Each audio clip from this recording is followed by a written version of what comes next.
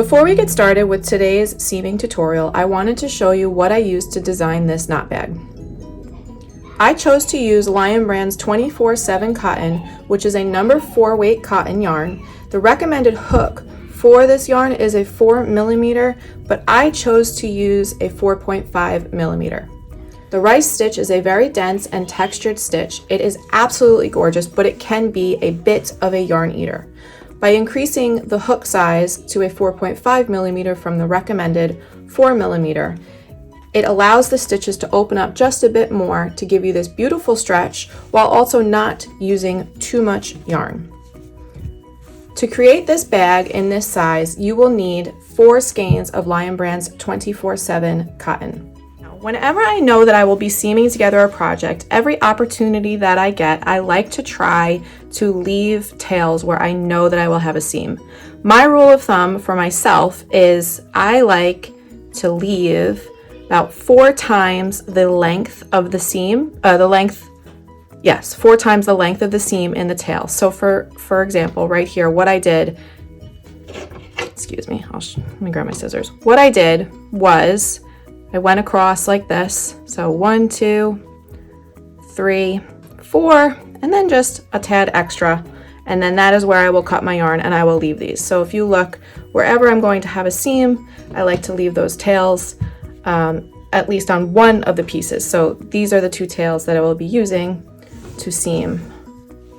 So when you make your bags, you will very easily be able to see where the sides come up and begin to taper in for the straps. This portion will be left open. The seams across the top here and here will create the straps to close them up. And from these points here before the tapering starts down and around is where we will be seaming.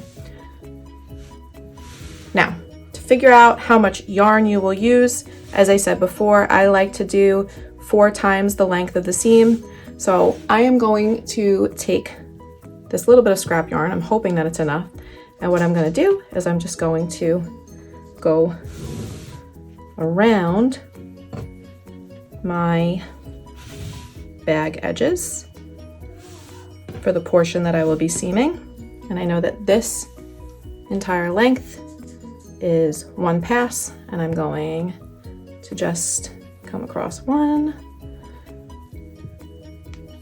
2, well, that's the 3rd one, 3, and 4. Now, this should give me more than enough of what I need to seam the sides and bottom of my bag. There is one end here, and on my second panel, my other end, is that it? Oh, just that one. With the right sides facing, we will now begin seaming our bags together.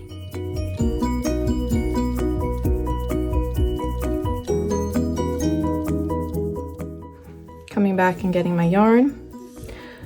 What I will be doing with this bag is I'm going to use a whip stitch, which basically is just a continuous wrapping of the yarn around the sides. The reason that I'm doing that is because if you look on these edges, they're very raw edges. There's not, I mean, you could look and you could, match up different portions of the stitch so that you could do a mattress seam or some sort of flat stitch, but for durability purposes and strength, I want to just do a whip stitch. I have found where I began my decrease to create this edge, and I am going to start whip stitching.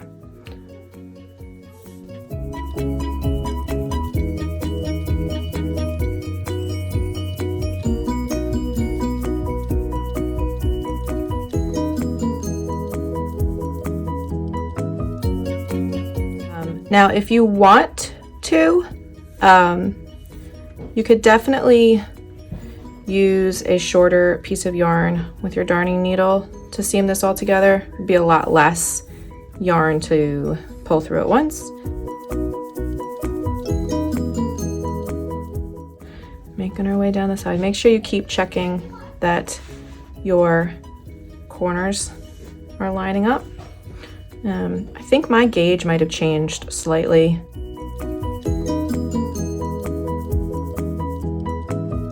Okay, so here I am coming to the end of this side and approaching this first corner.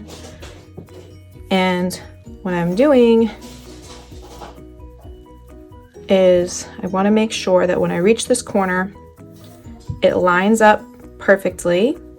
So as I'm getting closer, I'm kind of stretching and pulling, and see I could see the start and end of different rows. So I'm making sure that all of this is lining up because I don't want my corners to bunch up funny. What's really nice about using a whip stitch is you can pull this nice and tight every time, and you're not going to get any pinching or bunching the way that you would with, say, a mattress stitch. So you can create a really good, strong seam. It's really nice to be able to use this stitch. It's great for stitches like the rice stitch, because even though they are very detailed and they have, you could see a lot of the stitch definition, there's so much texture that when you come in on the side like this, where you can see your seam, it's very hard to see this seam because there's so much texture. So a whip stitch is great for a textured stitch because it's so fast, it's so sturdy, and your tension, not that your tension doesn't matter, but you can give a good tug on your yarn as you're working, and it's not going to affect the finished garment.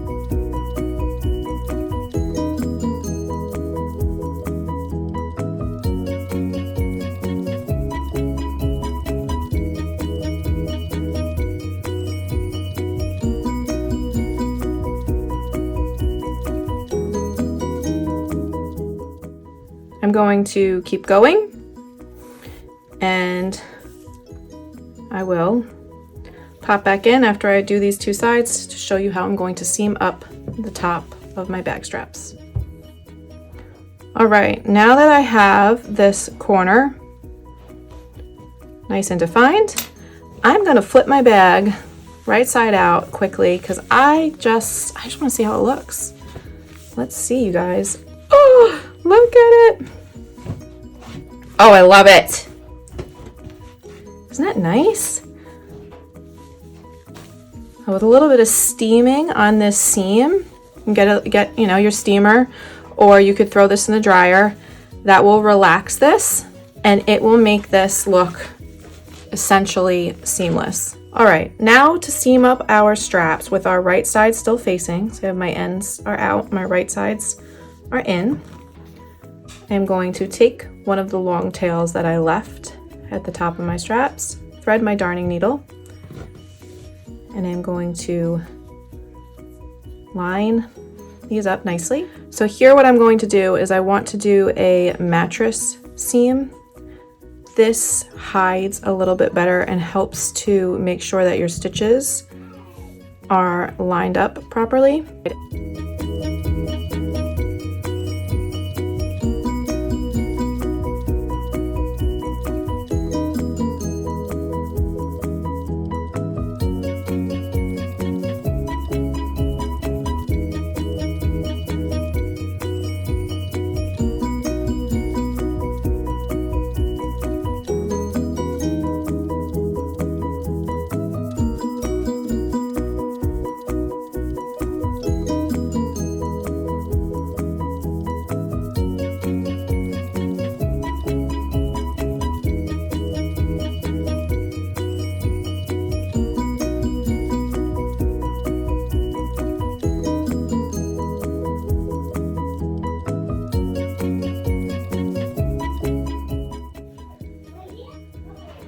See how nice that pulls those stitches together? It essentially looks seamless, doesn't it?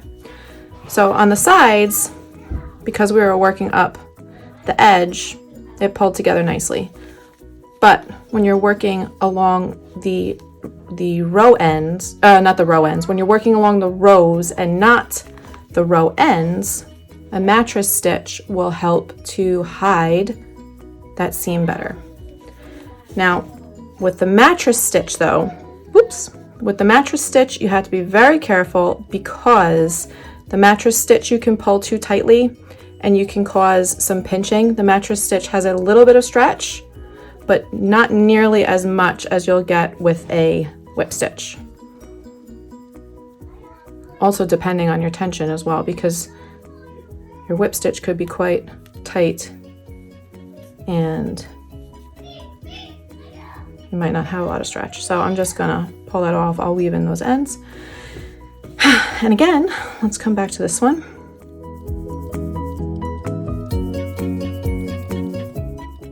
Line up my stitches. I'm going to place my needle through my first stitch on the side that I'm working with my yarn. Place my needle through the first stitch on the next side. Pull this all the way through, going up one stitch on this side, but again, back through that first stitch, pull through. Now going up one stitch on this side, back through the last work stitch.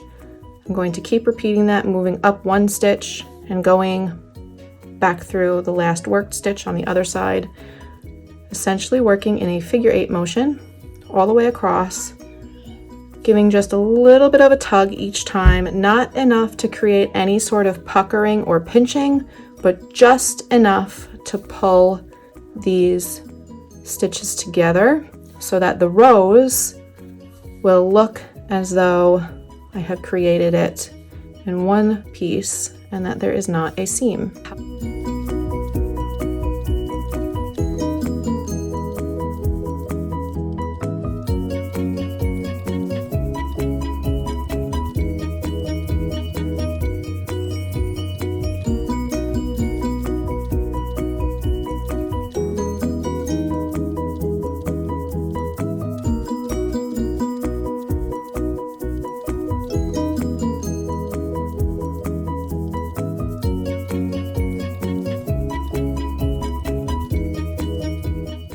See, a little bit of steaming and it just totally disappears, doesn't it?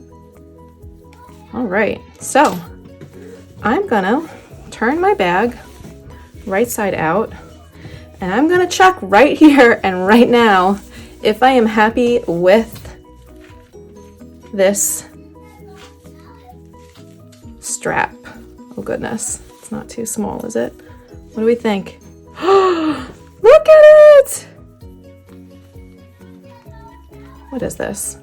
Where are you coming? Oh, that's from that side. Okay. Yes! Oh my goodness, I love it. Do you love it? I think it works. That's perfect. That's just big enough for you to fit your hand through. Oh, my rings are spinning. That's just big enough to fit your hand through.